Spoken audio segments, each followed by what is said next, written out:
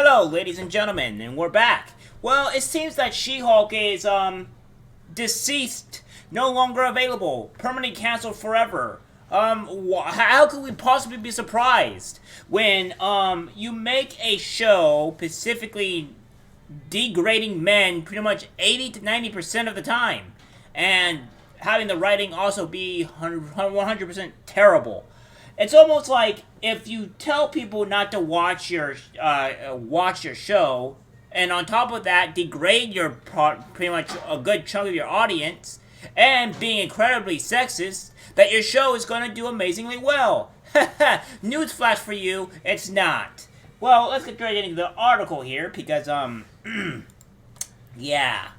Marvel's Avengers She Hulk appears to be permanently cancelled.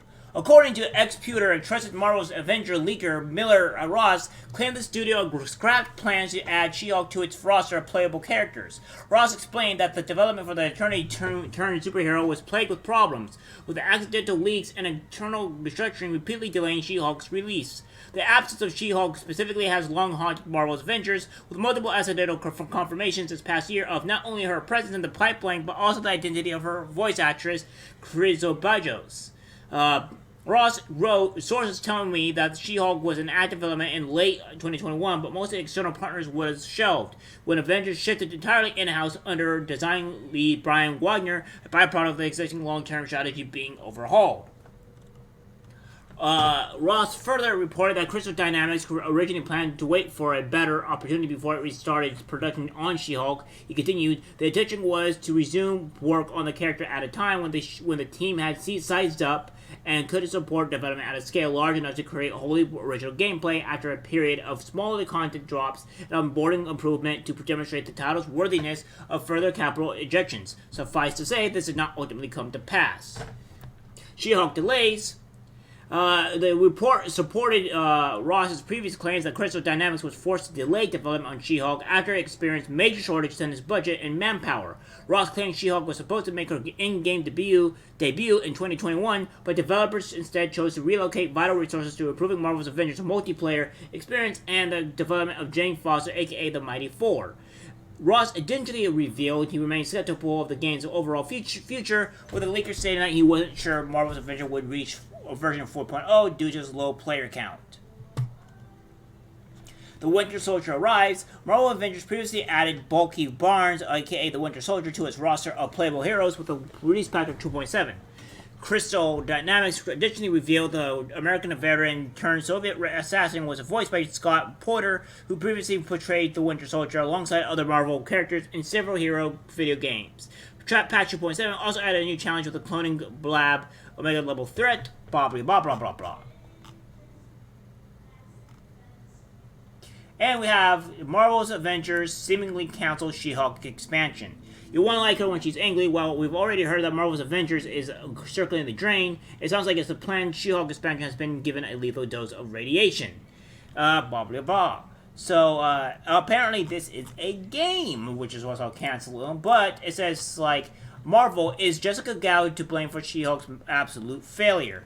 Jessica Gao, the head writer for Disney's She-Hulk Eternity at Law, has been subject of criticism since the show premiered. Marvel fans and viewers have either sided with show's supporters to its detractors. In a similar vein, there are differing views on whether Jessica should bear responsibility for the series' failure, which had promised so much. No. I don't think this would be necessarily a Jessica Gao or any of the actors' particular fault. I mean, granted, the actor probably is not all that great, but I don't necessarily you could really blame the actor for this. It's the same thing as you would say for the actors for any of the Star Wars series. Because here's the thing. When you're a writer and you write something that is garbage, there's not much an actor can do. And the thing is, with the actors in particular, unless they specifically announce their views or whatever, you can't really blame the actor. The actor just accepted the job, and the actor is just doing the job that they're pretty much signed up or contracted to do. So, if the actual contract, or not the contract, but if the actual writing of the story or movie or what have you is garbage or really bad, the actor can't do much to fix it.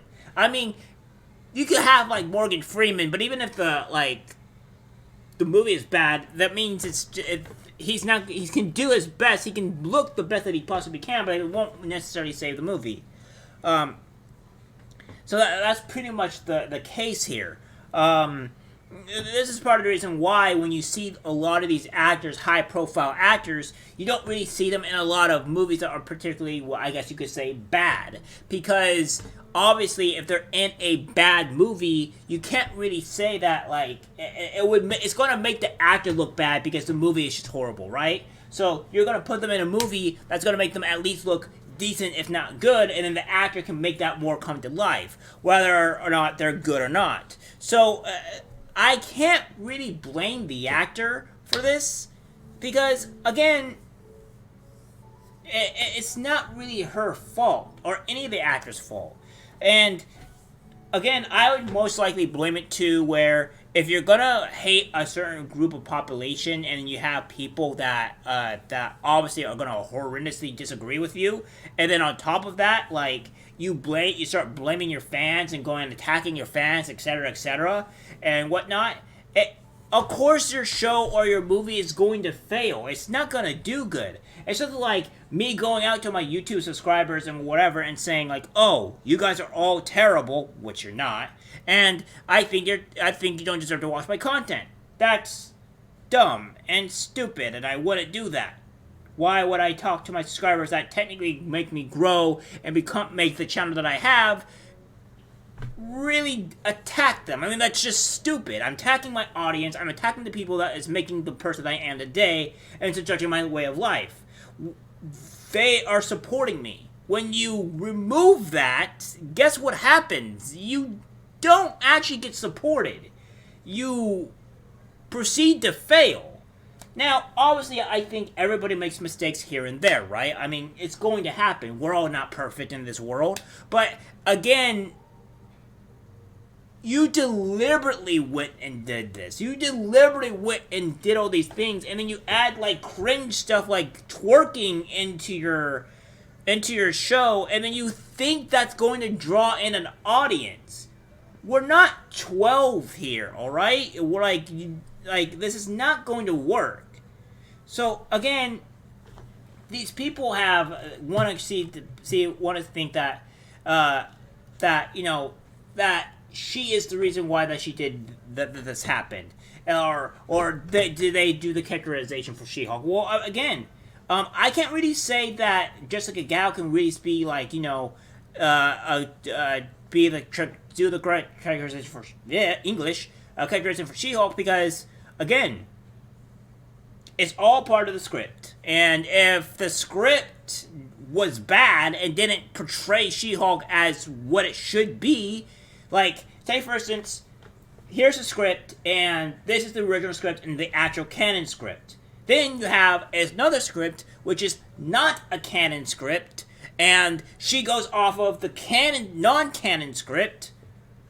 Well, it doesn't matter whether or not she is acting or doing justification for She-Hulk, because she doesn't have the canon to make it work. What is she supposed to do? Again, I think she's also part of one of these social justice people and on the part of the far left side, so I think that may be the case, but I can't really blame her for necessarily the work. It doesn't work like that, right? So, again, this is kind of like a terrible article, I mean, in general, but again, it's just not to go forward. It's this thing with this person here. Just finished watching She-Hulk. First off, I liked talking to the camera moments like The Office, but then you got the whole fourth wall-shattering finale and the whole build-up that they did across 8 episodes about her blood just went poof. Yeah, and it's just written very bad. And when you have bad writing stuff, it just doesn't do well. Well, at least that's good. Travesty averted. Hopefully this doesn't come back to torture us anymore, because I think if we have any more of this type of really sexist stuff coming in board, it's just not gonna do well. Alright guys, that's it for the video. Like, subscribe, share, and as always, take care.